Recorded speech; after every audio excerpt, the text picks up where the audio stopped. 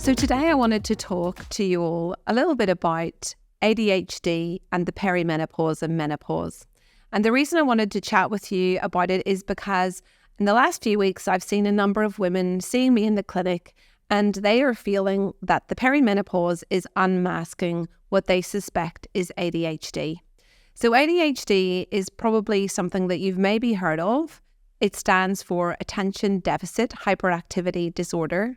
I have to say that personally, I think it's not a great name for the condition, and I know that many psychiatrists and other doctors and psychologists agree with me, because I think whenever people think of ADHD, they have in their mind a visual of perhaps a little boy, jumping off the back of the sofa or climbing on the roof and being a bit destructive. And the reality is as a mum of a child with ADHD, I would say that couldn't be further from the truth. But certainly for women with ADHD, that's definitely not how I see them presenting. But why are we seeing this unmasking of potentially people who are undiagnosed with ADHD in the perimenopause, or perhaps people who do know already that they have a diagnosis of ADHD, but they're feeling that their symptoms are suddenly really much worse now that they're in this perimenopausal period? So as we've talked about in other episodes, we know that during the perimenopause, there is a general downward trend in hormones like estrogen, progesterone, and testosterone. And although the downward trend is that way, down towards a much lower level, it's in a very chaotic manner with lots of spikes along the way. And the other thing that we also know is that estrogen, progesterone, and testosterone are very, very important in the brain. We don't, in fact, know exactly, because it's very hard to sample people who are awake and look at their brain and take samples of different levels. But we know that if we think of estrogen, for example, I always think of it as being the conductor of the orchestra in the brain, and all the other neurotransmitters are members of the orchestra as well. But when you have estrogen around, for example, then you get much more harmony. So we know that estrogen has an impact on dopamine, serotonin, and many of the other messengers that are in the brain. So whenever you are in the perimenopause or in the postmenopausal period, obviously your levels of estrogen are either chaotic or much lower than they've previously been. And that leads to you not having quite the same levels of some of the other messengers. We know that dopamine seems to be a very important messenger in people who have ADHD, and it seems that it is probably one of the causative factors. And we also know that estrogen and testosterone seem to have very powerful modulating effects on dopamine. So hopefully it makes sense to you all that if you have lower levels of those modulating hormones, that perhaps dopamine is not going to be at the correct levels or behaving the way that you would like it to. And that seems to be why I'm seeing women presenting to me for menopause or perimenopause appointments, and they are telling me that they feel like their ADHD is out of control, or in fact, ADHD has been unmasked. And I'd like to share a story. This was a lady who was in her late 40s, and she has one child who has a diagnosis of ADHD. And she explained to me that when they were going through that diagnostic process, she did wonder when she was filling in some of the online questionnaires whether she perhaps maybe had ADHD herself. She had always struggled a little bit at school about being chaotic. She told me she always forgot to bring her PE kit to school. She always was losing her lunchbox or her bus pass. And even now she struggles to find her keys, and she's had to create quite a lot of scaffolding around her life to keep herself very, very organised.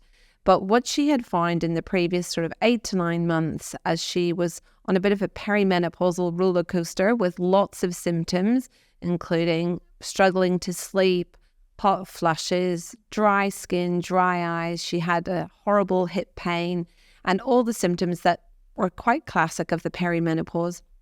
She also noticed that really things were becoming really out of control, and she just was feeling like her life was chaos. She actually had a pretty good and organised job, but she was finding that she felt she was letting her team down at work a lot. She was never finishing any of the tasks that she was given.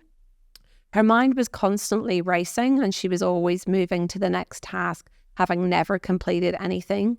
And she said the final straw was on a Monday morning when she realised that actually she had completely forgotten to put any of the school uniforms in the wash, and was kind of picking through the washing pile, trying to find the least dirty laundry that she could dress her kids in for school that morning. And she arrived in to see me really quite distressed and heartbroken about where she had found herself. I've heard similar stories to this before. And, with this lady, we definitely have used some hormones, which seems to have settled things, but we're now on a journey to see whether she does indeed have ADHD. There are very readily available questionnaires or self-testing that you can do online. There's the Connors test, and there's various other ones available that have all been validated. Now, they're not diagnostic. If you take a questionnaire online, it definitely doesn't mean that's it, you have ADHD, but it certainly would suggest it's worth going and having a chat with your GP to see what the next steps might be, and just to really take a thorough history. What I will tell you is if you do go to see a psychiatrist to pursue a diagnosis, they're going to be very, very keen to see things like maybe your school reports or talk to your parents or family members or siblings, just to get a little bit of a history as to what you were like in childhood. Because we do know that ADHD isn't something that you just develop in adulthood. It's usually something that has been there your whole life. But it definitely does seem that the hormonal chaos of the perimenopause and menopause can definitely make symptoms so much worse. Even if you're not perimenopausal or postmenopausal, just of interest, women are 7 times less likely to be given a diagnosis of ADHD, and that doesn't necessarily mean that we're 7 times less likely to have it. It just would seem that girls and women seem to mask it more than perhaps men and boys do. So if you feel like you struggle with concentration, you can't finish a TV program, or you can't finish a book, or perhaps you're the opposite, that you're really hyper-focused on certain things. So if you're doing something, you literally will forget to eat or drink, and you'll be obsessed with something for a period of time, but then very quickly you lose interest in it. Those might be signs that you may have ADHD. The other thing people with ADHD often have is an intolerance to boredom. So you will often absolutely struggle to do boring chores like putting away laundry, and anything that basically is not fun is a real struggle often for people with ADHD. What I do want to say is that ADHD is definitely a very treatable condition, but unfortunately here in Australia, it can take quite a long time to find an appointment with a psychiatrist, because if you're going to want to go along the pathway of using medication or stimulants to help your ADHD, then that is a bit of a pathway that requires a psychiatry appointment and prescription by the medication by a psychiatrist. Unfortunately, in Australia, GPs are not allowed to prescribe that medication. There are some other ways that you can manage ADHD through lifestyle modification and obviously just scaffolding your day with routine. People often find that quite helpful.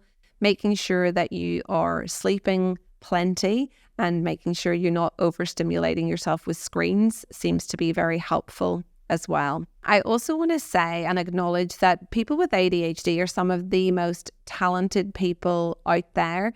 ADHD actually can be a real gift. For a lot of people, it's not a disorder. In fact, it actually helps them thrive. If you look at entrepreneurs or some of the most successful, famous people that we know in the world, most of them actually do have ADHD or another type of neurodiversity. And so perhaps we have to think of it not so much as a disorder, but just a way of that the brain works slightly differently.